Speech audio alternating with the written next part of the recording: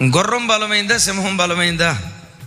యుద్ధానికి గుర్రాన్ని తీసుకెళ్తే బాగా దాడి చేస్తుందా, సింహాన్ని తీసుకెళ్తే బాగా దాడి చేస్తుందా? అదే సింహం మనిషిని మొక్కలు మొక్కలు చీల్చి వదిలిపెట్టింది.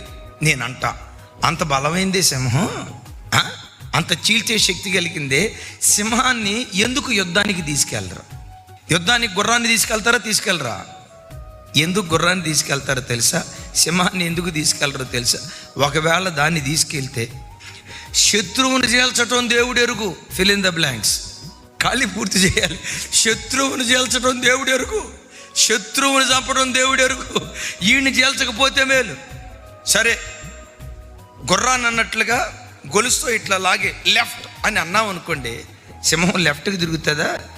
లెఫ్ట్ తిరగటం దేవుడు ఎరుగు. పంజాతో ఎట్టని ఎక్కడ రానువని జుట్టు పట్టుకొని కిందకి లాగి సంపకపోతే నన్ను అడగండి.